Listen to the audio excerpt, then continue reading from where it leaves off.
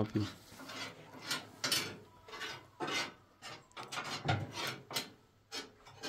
Konuşmamız mı gerekiyor?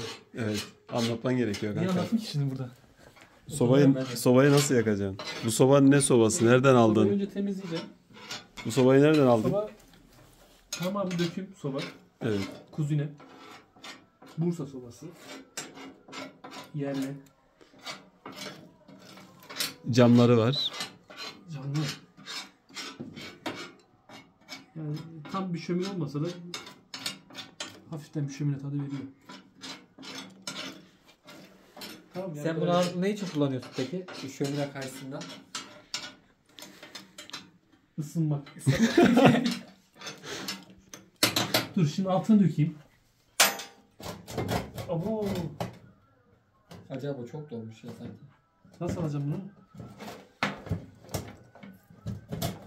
Şimdi ben bunu çekerim ama çektiğimde tavana mı gelir bu? Çek lan.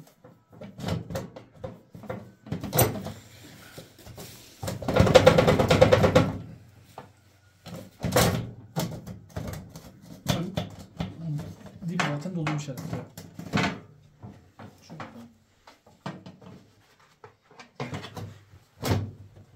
Karanlık düştü.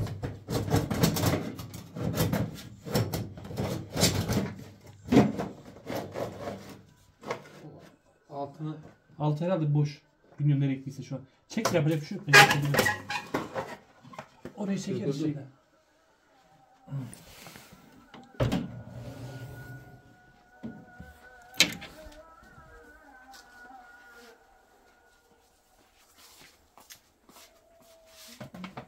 Bunu toprağa döküyoruz ki güçlü olsun. İşte köy hayatında hiçbir şey araya gitmiyor. Çöpe gitmiyor.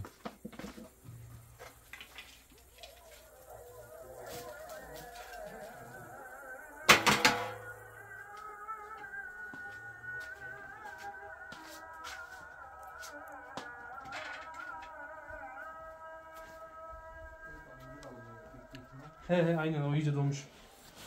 Almayan da benim onu ha. Şimdi nasıl yapak? Şurayı ben çekerim onu. Öyle değil. Hacı abi şunu tekrardan altına koy. Tamam mı? He. Şunu tekrardan yiğit. Ya Bitersen, da bitersem olmaz. Dur, Bunu kaşık bir vereyim mi? şeyden çekeceğiz aynen. uzun. Kanka bunda kömür yanıyor mu? Neyi vereyim? Kaşık mı vereyim? Uzun. Kepçe gibi. Burada kömür yanıyor mu bu sobada? Ya bu odun sobası. Sadece odun yanıyor. Ya kömür de yanıyor tabii de ama odun sobası yani. Ya bazı sobalarda kömür yanmıyor da onun için söylüyorum. Yok kömür de attığımız oldu ya. Ver ben yapayım ya.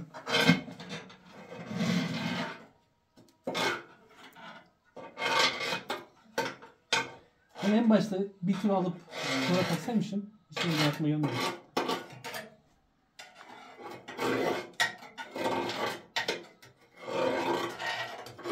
Olur bence ya.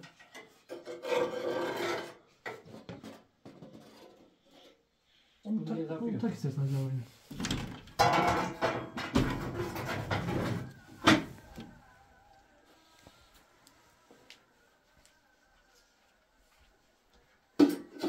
Yapma utanıyorum oğlum ya.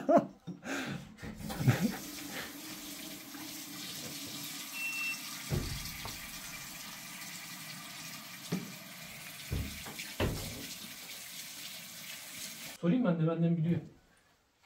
Ya normal suyla yıkarız ya.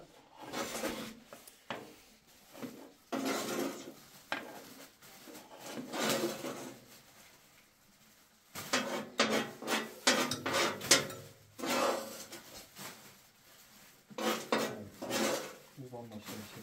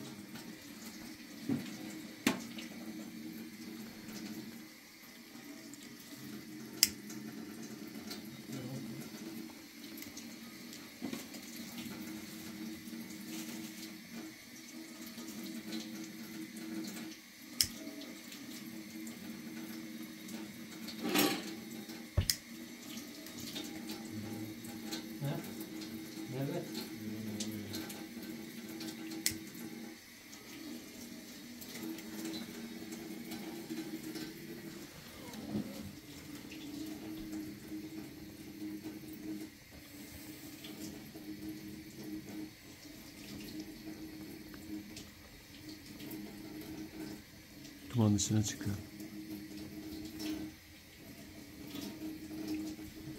Tamam ya yana bak. Kanka eline sağlık. El sallar mısın? Sağ ol.